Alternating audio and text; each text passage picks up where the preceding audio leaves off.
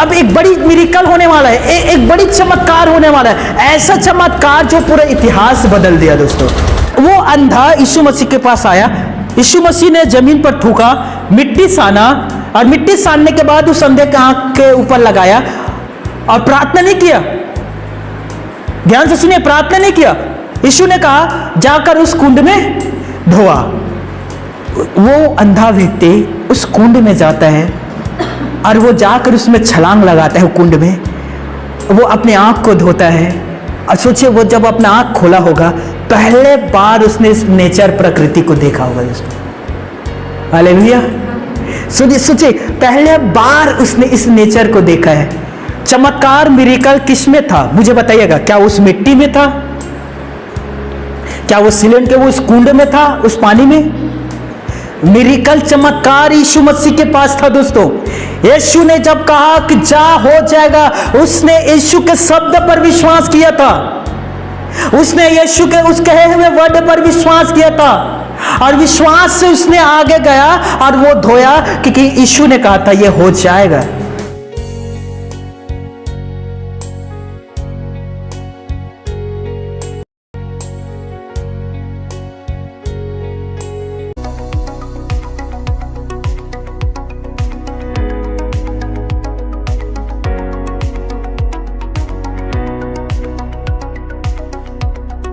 सभी को जय मसीह की।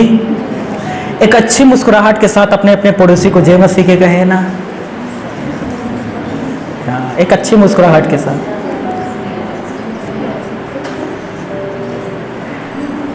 एक दिन हम स्वर्ग भी में जय मसीह के कहेंगे। अभी वर्तमान के मसीही जो परिस्थिति है, हालात है, सिचुएशन है, इस बात से आप सभी परिचित है, कोई भी अनजान नहीं है। आपने कभी ना कभी आतंकवादी के बारे में सुना होगा। जब ये बम फोड़ना होता है या फिर गोली मारना होता है या प्लेन हाईजैक करते समय अल्लाह अकबर का नारा लगाते हैं लोग।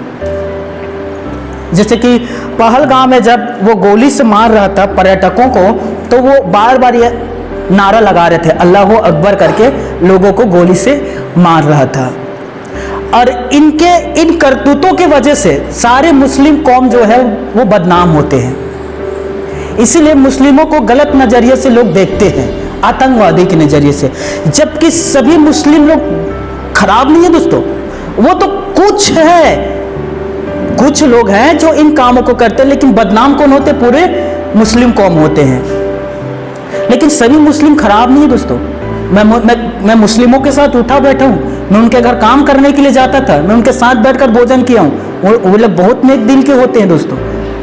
उन लोग भी आगे आते हैं गरीबों को सहायता करने के लिए। अब सैनिकों में उन लोग भी भर्ती होते हैं, भारत देश के लिए उन लोग भी बॉर्डर में जाकर सुरक्षा के लिए लड़ते हैं, लहू बहाते हैं। लेकिन इन कुछ आतंकवादी के कारण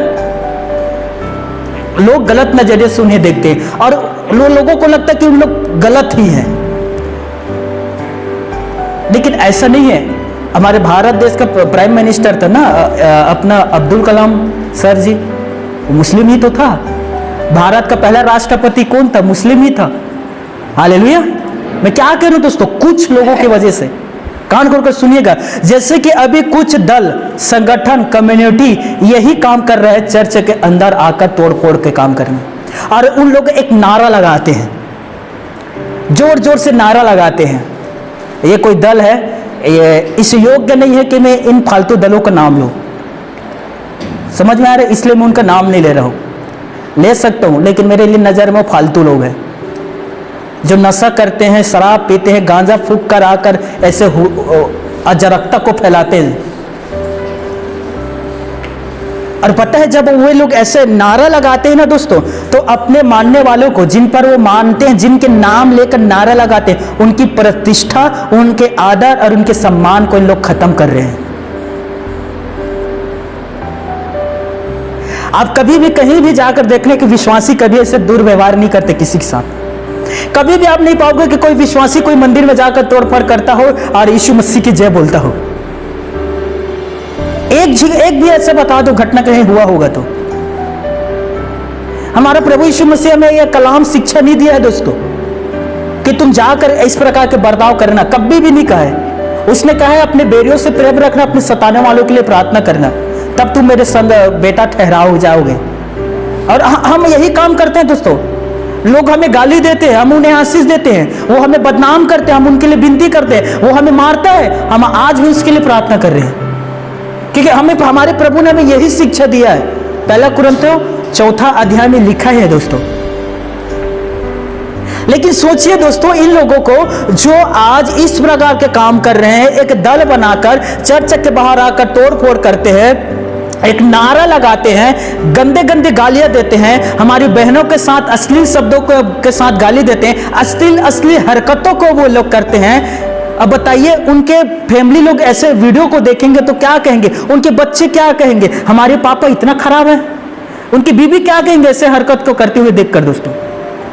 हाँ, जबकि कबीरदास ने कहा था कि हर एक स्त्री के सम्मान करना, पराई स्त्री को अपना बेटी और बहू समझना। यदि आप स्त्री के सम्मान नहीं करते तो याद रख लीजिए, आपका सम्मान दुनिया में कोई नहीं कर सकता, आपकी इज्जत दुनिया में कोई नहीं कर सकता। आपके परिवार वाले के नजर में आप एक मूर्ख और एक आप बदतर इंसान हो। मुझे पता नहीं और कौन सा शब्द इस्तेमाल करूं इनके विषय में। आपको पता है, मैं ये YouTube पे डालूंगा दोस्तों।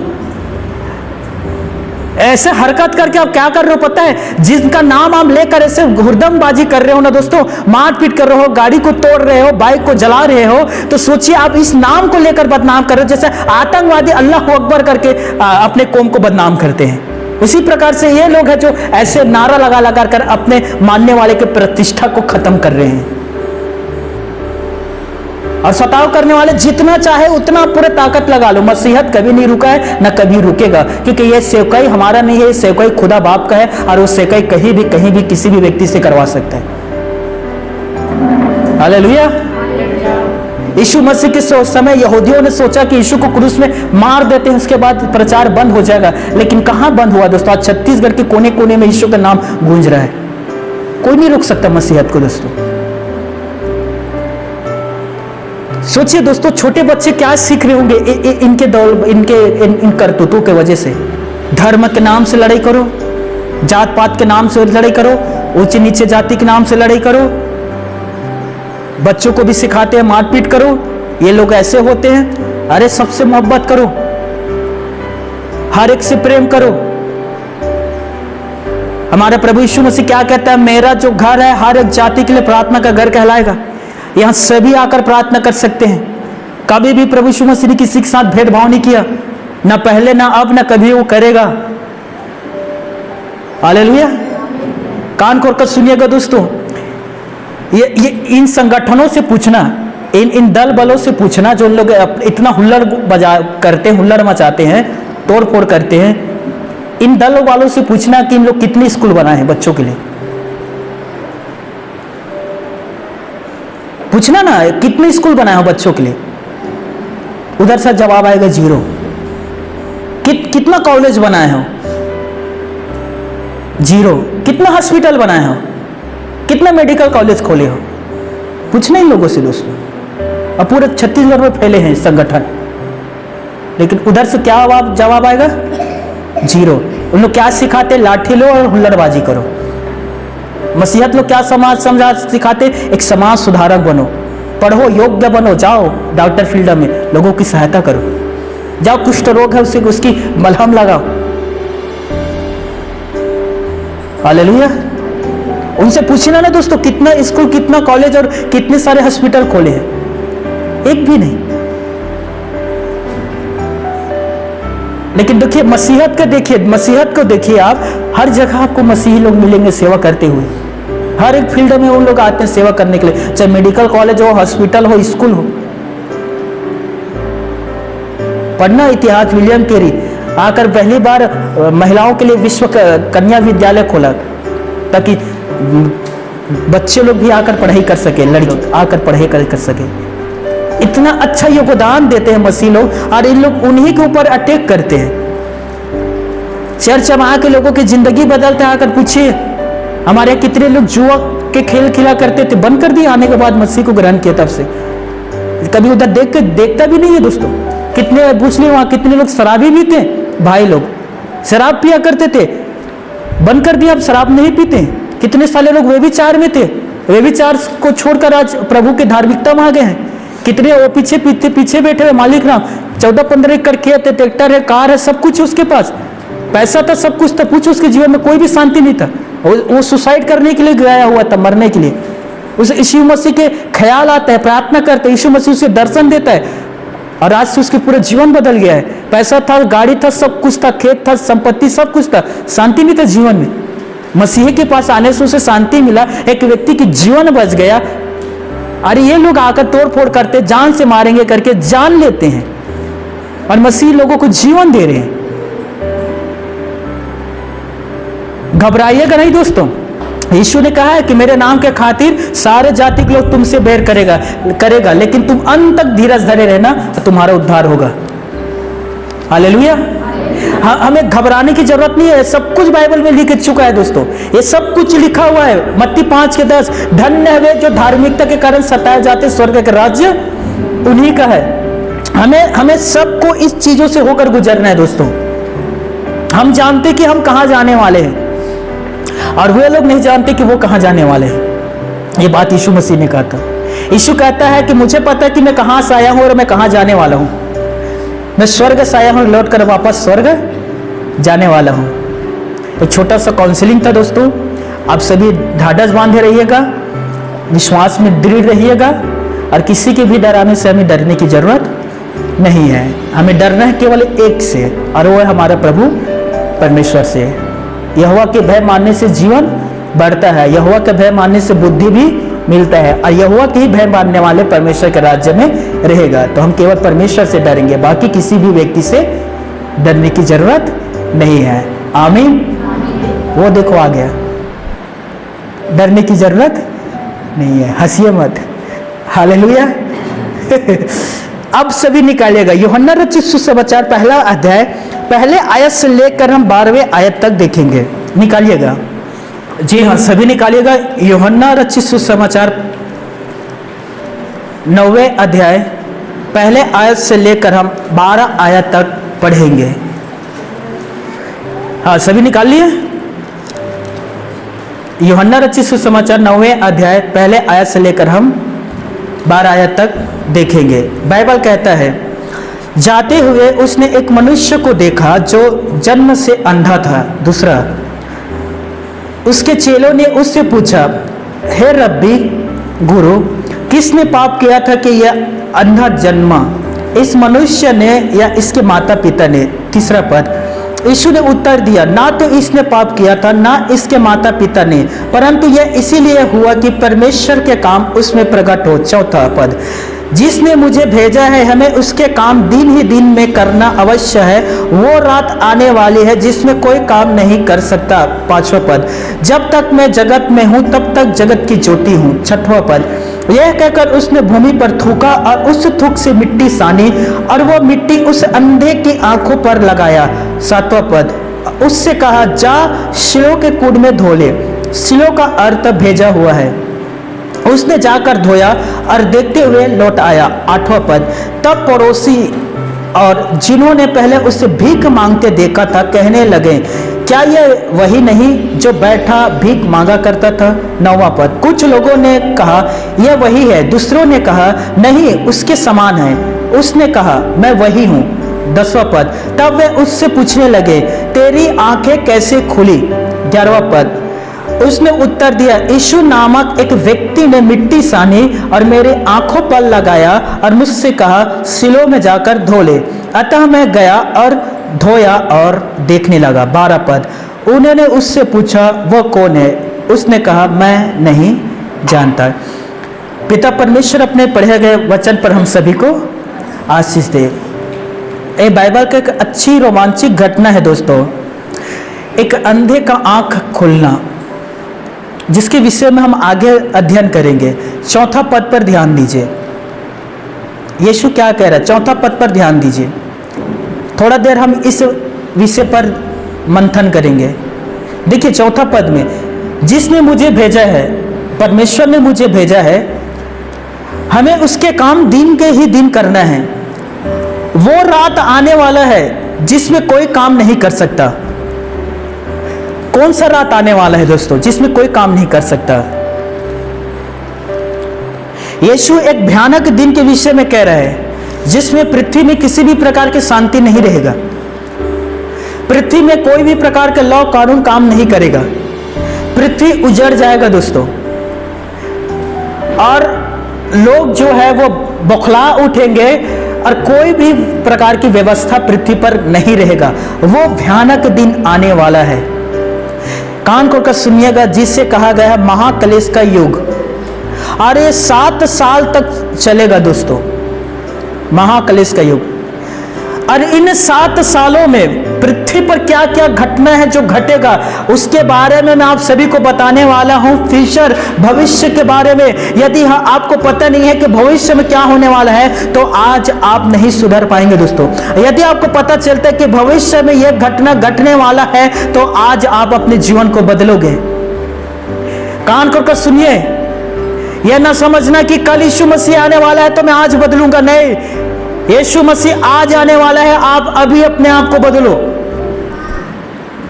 जो भी व्यक्ति कहता है कि मैं कल या रात को या सुबह में अपने आप को बदलूंगा, वही व्यक्ति है जो धोखा खाएगा, और वही व्यक्ति है जो 7 साल के महाक्लेश से गुजरेगा। कान खोलकर सुन लीजिए।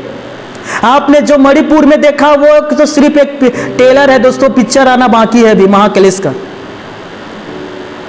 और बाइबल कहता है इस प्रकार से महाक्लेश आरंभ होगा दोस्तों। कान खोलकर सुनिएगा, जो लोग उसके अंगों को जो 666 है उसको अपने हाथ या अपने माथे पर नहीं लगाएगा। कान खोलकर सुनिए, प्रकाशित वाक्य 13 के 18 में लिखा है, हर एक दासी, अमीर गरीब स्वतंत्र दास, सभी के माथे पर और हाथों पर एक चिन्ह लगा दिया जाएगा। और जिस किसी के माथे या हाथ में वो चिन्ह नहीं होगा, वो पृथ्वी पर लेन देन नहीं कर पाएगा दोस्तों। वो पृथ्वी पर सफर नहीं कर पाएगा। उन्हें राशन मिलना बंद हो जाएगा। वो पैसा रहेगा, उस पैसे से वो कुछ भी सामान नहीं खरीद पाएगा, क्योंकि उनके माथे पर या उनके हाथ पर वो चिन्ह नहीं है। जैसे कि आप आधार कार्ड के बिना आप अपने बच्चों को स्कूल में पढ़ा नहीं सकते, और आधार कार्ड के बिना आप अपने बच्चों के फ्यूचर को बना ही नहीं सकते। आप कहेंगे कि मेरा बच्चा, मैं गवाह हूं, मैंने अपने बच्चों को जन्म दिया, ये देखो 5 साल का हो गया है, इसी स्कूल में पढ़ने के लिए एडमिशन दो। शिक्षक कहेगा हम नहीं देंगे जब तक आप आधार कार्ड नहीं दिखाओगे। बिना राशन कार्ड का आपको राशन नहीं मिलता। और 666 शैतानिक अंक है जो पृथ्वी पर बहुत ही जल्दी लागू होने वाला है दोस्तों। वहां पढ़ लेना, प्रकाशित वाक्य 13 के 18 में लिखा है, और जिस किसी के भी हाथ या माथे में उस पशु की मूर्ति या 666 का अंक नहीं पाया जाएगा, उन्हें भयानक यातनाएं दिया जाएगा दोस्तों। जैसे कि कान खोलकर सुनिए, गर्भवती सिस्टर का पेट फाड़कर बच्चा निकालकर पटक दिया जाएगा। इसीलिए यीशु मसीह ने कहा उन दिनों में दूध पिलाने वाले माताओं पर हाय। मत्ती 24 में पढ़ लेना दोस्तों। दूध पीते हुए बच्चों को छीनकर पटक दिया जाएगा। उन्हें समाज में राशन नहीं मिलेगा, मेडिकल में दवाई नहीं मिलेगा, सार्वजनिक चीजों का इस्तेमाल नहीं कर पाएगा। उन्हें अपना सब कुछ खोना पड़ेगा, सब कुछ उनसे छीन लिया जाएगा, जैसे कि यूपी में अभी मसीहों के साथ किए जा रहे हैं। आगे भूख से उन्हें तड़पना पड़ेगा, प्यास से उन्हें व्याकुल होना पड़ेगा। और बहन और माताओं के विषय में तो हम क्या ही कहें दोस्तों। अंत में दर्दनाक मृत्यु से उन्हें गुजरना पड़ेगा। यह सब कुछ होने वाला है पृथ्वी पर।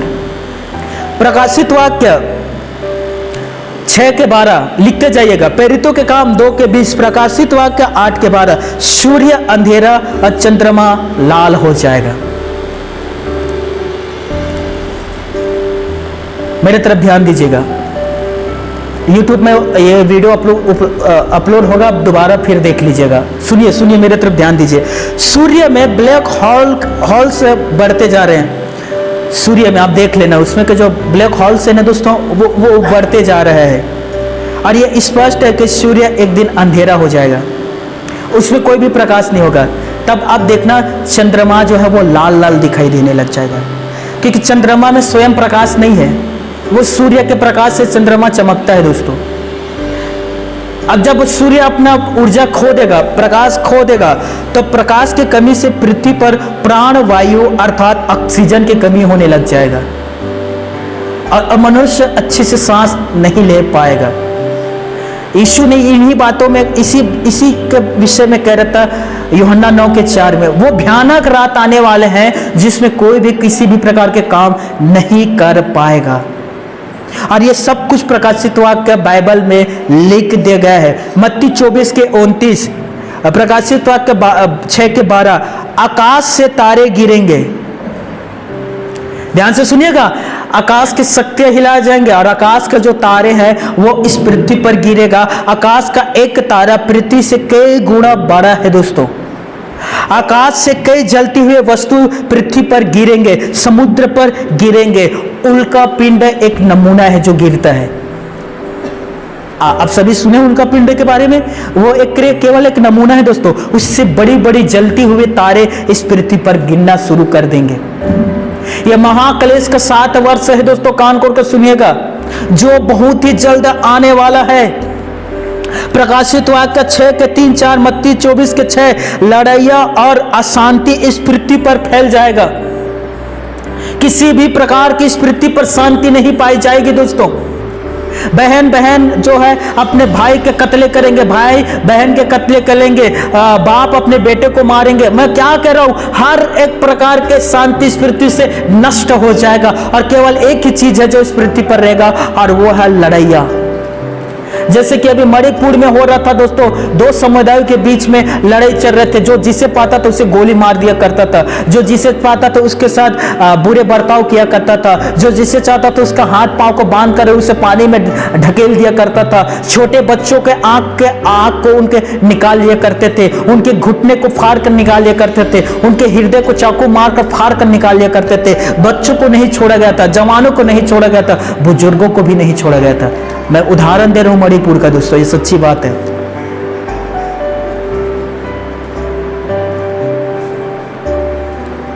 आगे मैं आपको क्लियर कर सुनिएगा। प्रकाशित वाक्य 6वें अध्याय 5-6, मत्ती 24 के साथ, अकाल और महंगाई इस पृथ्वी पर फैल जाएगा।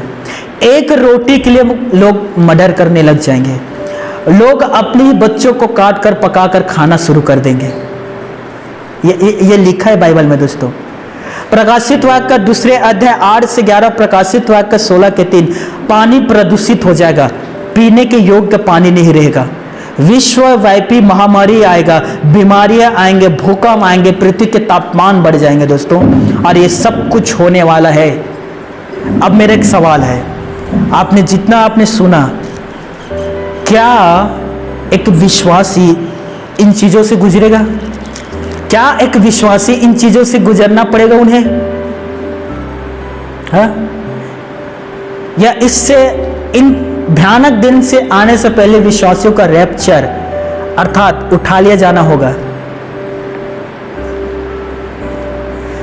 जो मैं अभी आपको बताया हूं दोस्तों, जो यीशु मसीह ने कहा था कि ऐसा भयानक रात आने वाला है जिसमें कोई किसी भी प्रकार के काम नहीं करेगा। ये 7 साल का महाक्लेश है दोस्तों जो आने वाला है। अब कान खोल के सुनिएगा, 7 साल के महाक्लेश के आने से पहले अर्थात महाक्लेश के आरंभ होने से पहले यीशु मसीह अपने कलीसिया से अपनी दुल्हन को उठा लेगा। आमीन।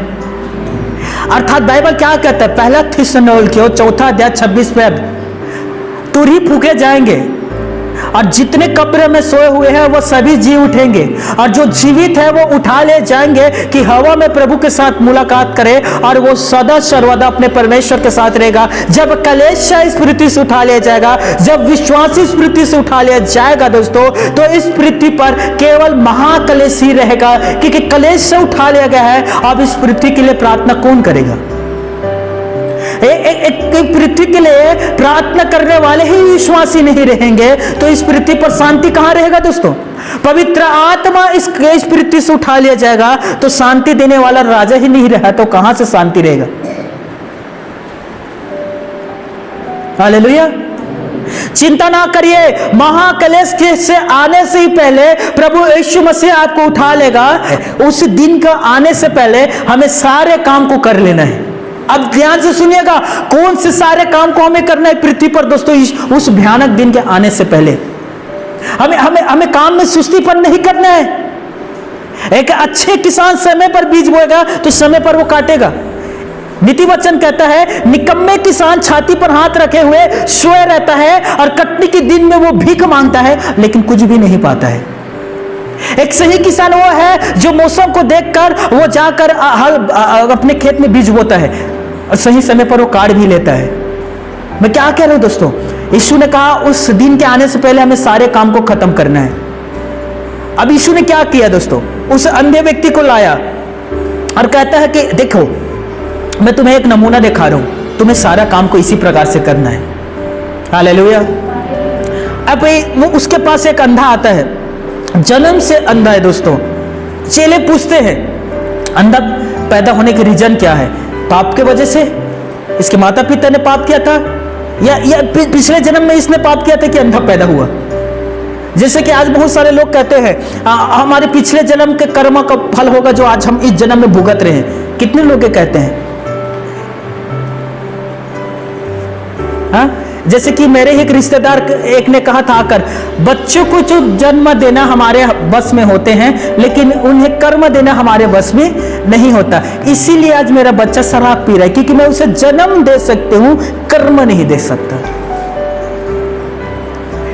आप लोग भी ये कहते हैं, ये बहाना है, ये बहाना है। यदि आप अपने बच्चों को जन्म दे सकते हैं तो उसे अच्छा शिक्षा संस्कार क्यों नहीं दे सकते?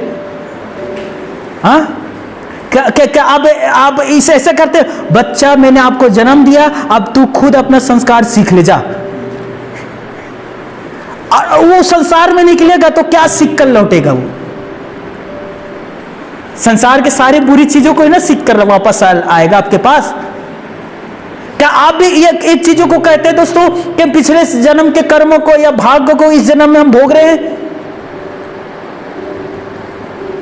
पिछले जन्म में कुछ पाप किया था इसलिए इस जन्म में मैं इसे भोग रहा हूं, इसीलिए मेरे संतान ऐसा पैदा हुआ है, या मैं इस प्रकार की बीमारी में हूं। सुनिए, यही बात चेले यीशु मसीह के पास आकर पूछा, किस वजह से यह अंधा पैदा हुआ है? सुन लीजिए, आपके पास भी लोग आकर कहते हैं कि तुमने पिछले जन्म में कुछ किया होगा इसलिए तेरे जीवन पर यह बीमारी, यह संकट, यह विपत्ति, यह क्लेश आया है। ये सब गलत है। सुन लीजिए, ये सब चीज गलत है। कोलोस्सियों 2:14, विधियों का वो लेख जो तुम्हारे नाम और तुम्हारे विरोध में था, देख मैंने सबको मिटा दिया। हालेलुया। मेरे बात की ओर ध्यान दीजिए। जो भी आपके पास आकर कहता है ना ये आप में आपके लिए लिखा गया था इसीलिए आपके साथ हो रहा है, तो कहना यीशु मसीह ने मिटा दिया। हालेलुया। बच्चे लोग क्या कहते हैं? सिस्मिटलिंग क्या कहते हैं? उसे मिटाने वाले, हाँ, लेजर। अरे क्या, रबड़, लेजर रबड़। चले जो वो रबड़, वो समझना, कोई भी आकर कहेगा कि ना मेरे पास एक रबड़ है, मैं उसे मिटा सकता हूं। हालेलुया। और देखिए आगे, कान खोल कर सुनिएगा, आगे देखिए, यीशु ने कहा ना तो इसने पाप किया था जो अंधा उत्पन्न हुआ है, ना तो इसके माता पिता ने, ये इसीलिए अंधा पैदा हुआ कि परमेश्वर के काम उसमें प्रकट हो सके। Hallelujah, hallelujah. अब एक बड़ी मिरेकल होने वाला है, एक बड़ी चमत्कार होने वाला है, ऐसा चमत्कार जो पूरा इतिहास बदल दिया दोस्तों। ऐसा मिरेकल कि लोग विश्वास नहीं कर रहे थे कि ये कैसे हो सकता है, क्योंकि हमने आज तक कभी ऐसा सुना नहीं है। हालेलुया। 2 दिन पहले सिस्टर मेरे पास आई थी, क्या नाम है आपके?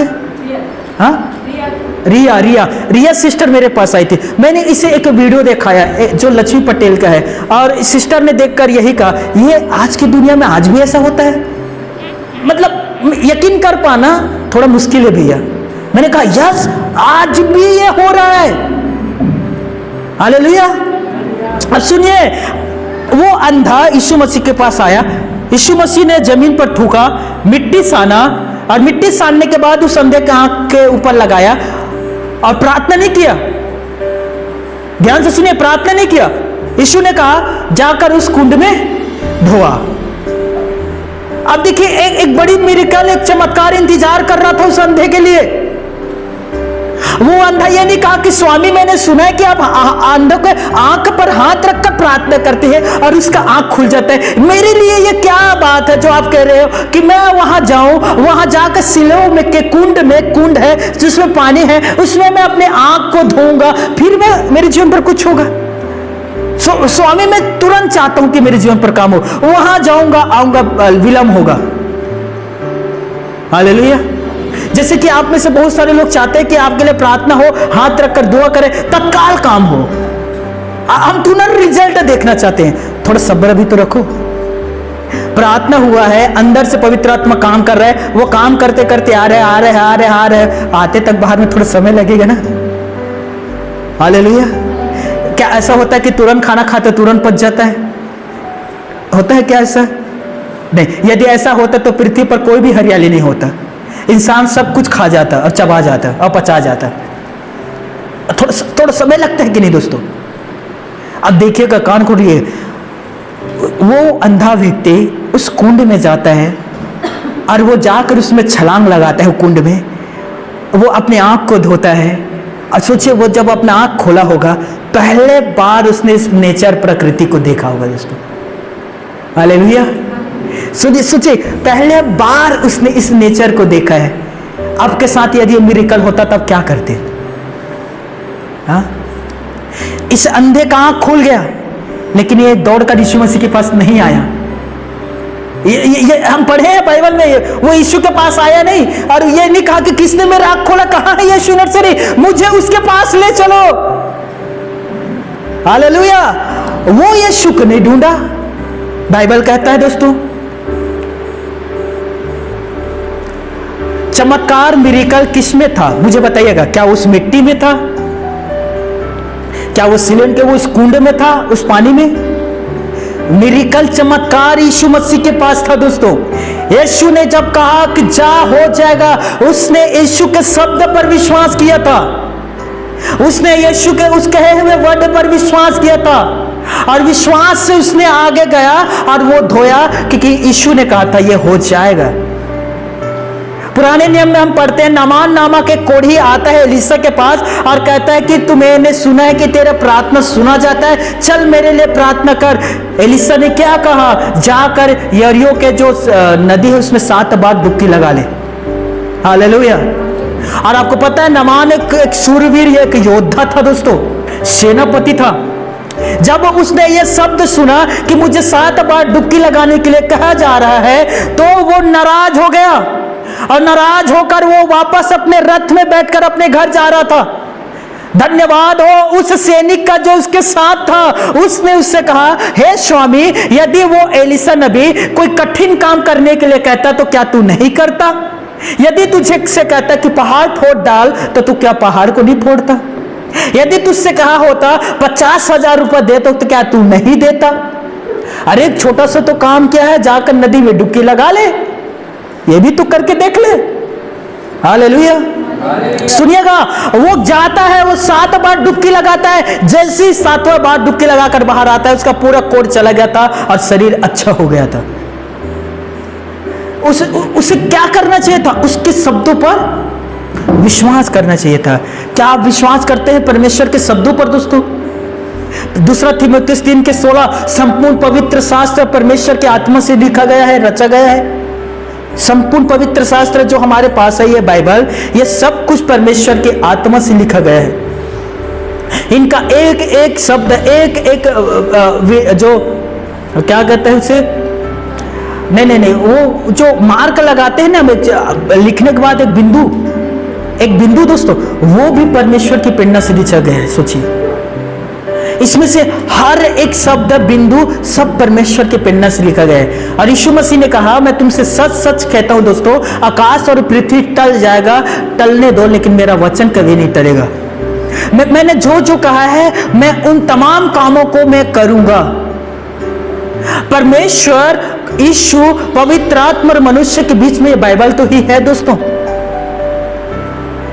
मैं क्या कह रहा हूं दोस्तों, बहुत सारे विश्वासी चंगाई के तलाश में, कोई उस पास्टर के पास दौड़ रहा है, बहुत सारे विश्वासी छुटकारे के तलाश में, कोई उस पास्टर के पास ढूंढ रहा है, घूम रहा है, खोज रहा है, ढूंढ रहा है,